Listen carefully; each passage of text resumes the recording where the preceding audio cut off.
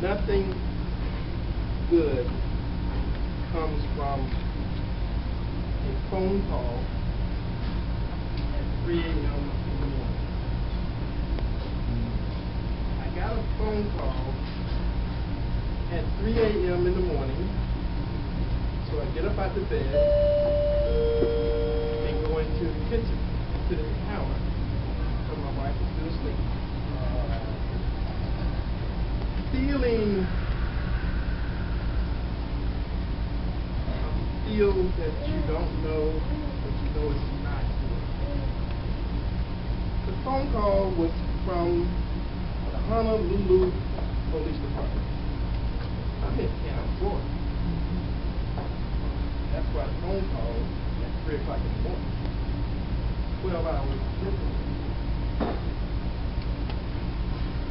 The phone call was such that I guess there's no good way to give you really bad news.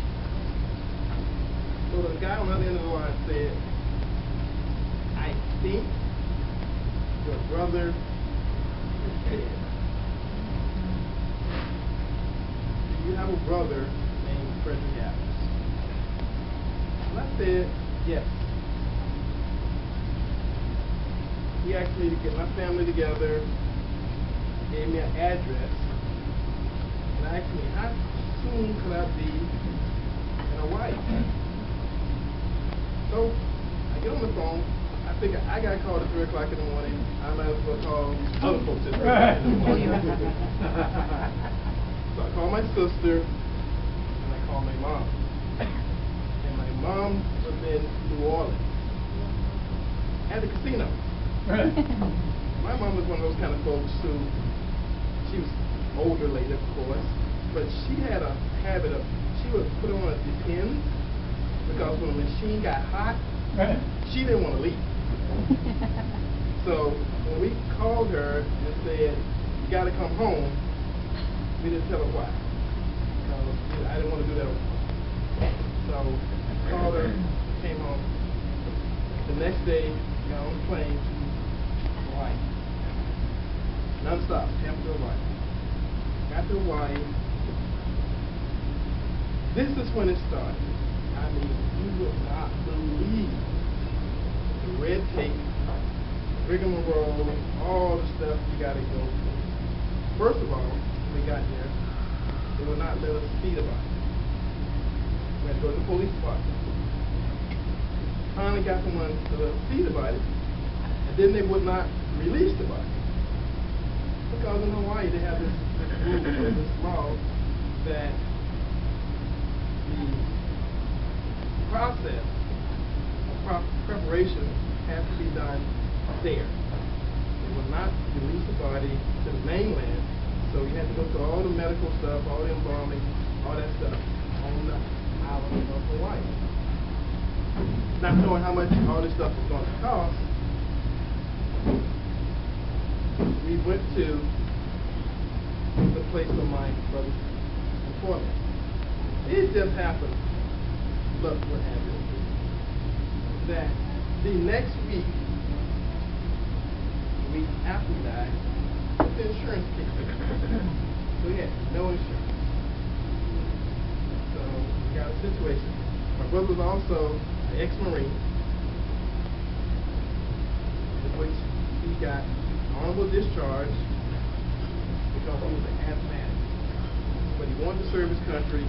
He knew he was an asthmatic, but went and joined anyway. Got shipped off to Germany. As you know, it's cold as hell in Germany. Got cold, he got sick, and they sent him back home. So he's in Hawaii. Had not seen him in 15 years. Me and my mom go to Hawaii with this task. Did not think it was going to be difficult.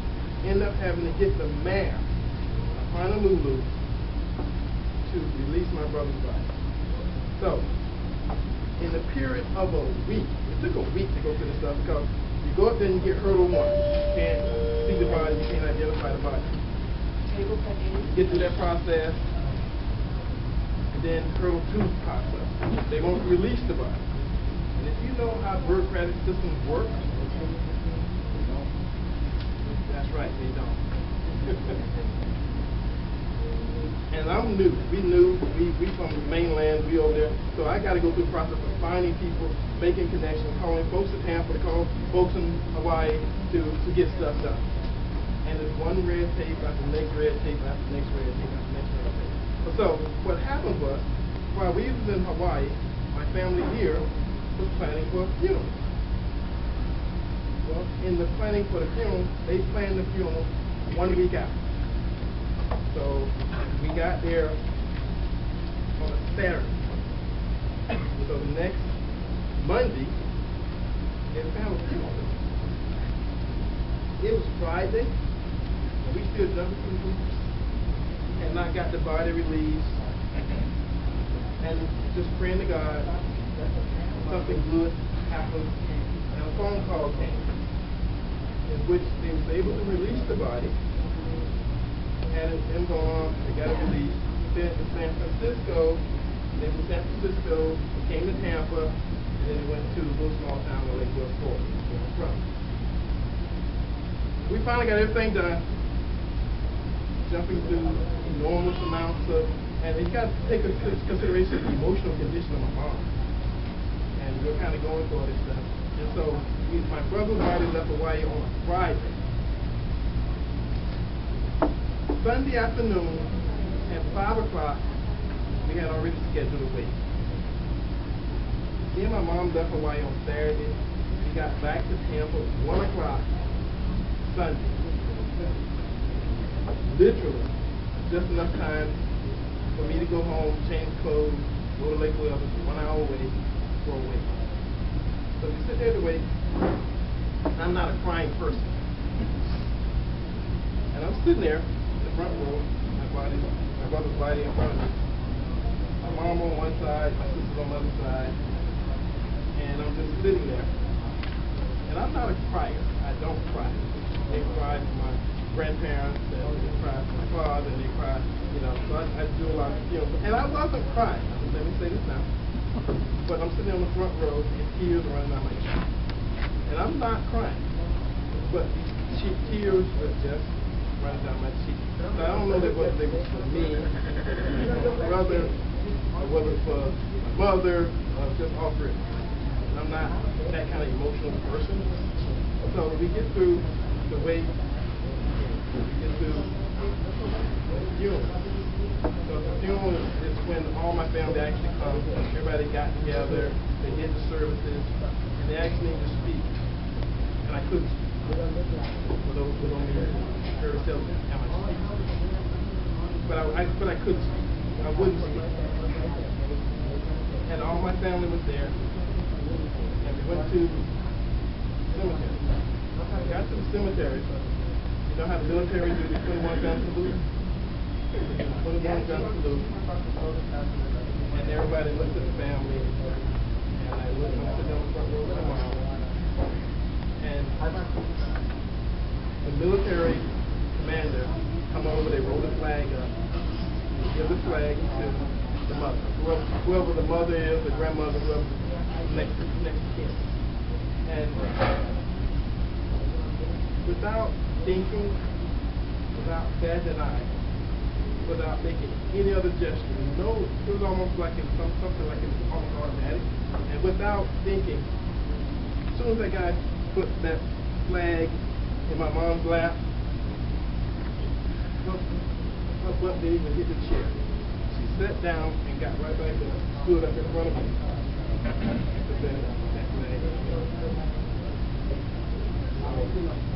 At the end of this whole process, having lost a sibling, and it wasn't like he was young, he was 42, but that whole process took something and made something that changed my life. So up until that point in time, none of my siblings, none of the people real close to me, who shouldn't have passed.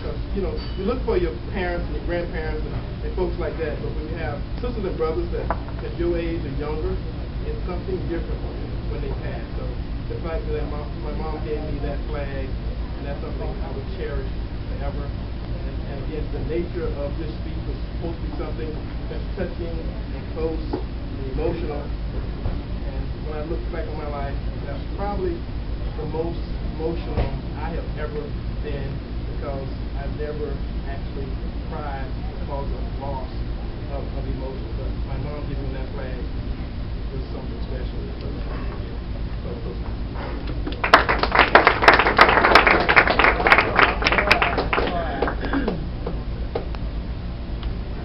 Thank you so much, Eric, for sharing that story with all of us. I really appreciate it. So in this moment, I'm going to ask our general evaluator to calm down and include the people that will be evaluating our speakers. Carlos Alvarez.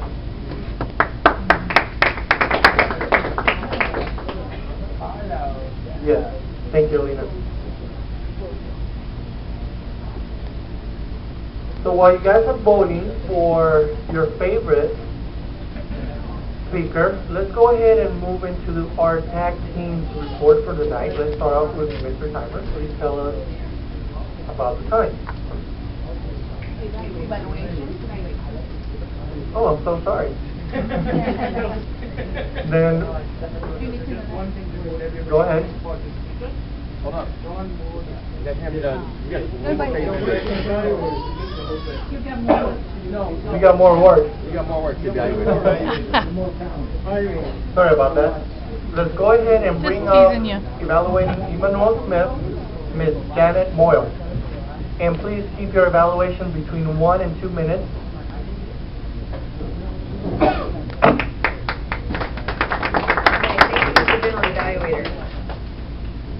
Tonight we had the pleasure of listening to Emmanuel Smith, and most of you have listened to his speeches know how funny he really is. What a great speaker he is. He was speaking out of the competent communicator, local variety, and the emphasis of this speech is for a voice that's pleasant, natural, forceful, expressive, and easily heard. He talked to us about his trials and tribulations of the Olympic-style triathlon. He started in Bradenton at 4 in the morning and had the electronic music blaring, and hot dog stand was over there with the Red Bull kind of enticing him. And then he talked to us about the Black Lake and the sign that said, "Do not feed the alligators." He went on and talked about how he began to swim and then bike and then run. He interjected a lot of humor into this, which I really enjoyed very much. Now, the things I would like to suggest for Emmanuel is perhaps when he started about the race, it actually had a whistle. Start the race. Get us all ready, pumped up. He also could have talked to us in the beginning saying, how many people out here have ever been in a race, any kind of triathlon, any kind of race? Because I've been in running races before, not triathlon, and a lot of this came back to me. I could relate. I could relate to being almost the last person in my first race, or looking back, or people clapping, yay, go, go, go, go, go. So I could relate a lot to what he was saying about the race. The other thing I wanted to mention too, he did have a lot of vocal variety, but he could have used a little bit more, like when he was running, struggling, I hate you, Chris. And he passed by Chris, see you later, alligator. You know, he kept talking about all the alligators the whole time. But I think also too, I would have liked to have heard a little bit more, instead of soaking it all in, if you had mentioned maybe about all those gorgeous girls that came up to you after the race and how you were dancing all afternoon with that electronic music. But maybe elaborate a little bit more on that. Other than that, it was an excellent speech. I can't wait to hear the next one. Thank you so much, Emmanuel Smith.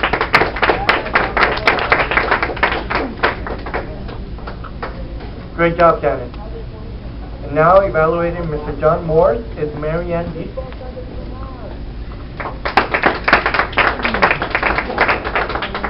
Thank you, Mr. General Evaluator of fellow Toastmasters. Welcome back, Tanya.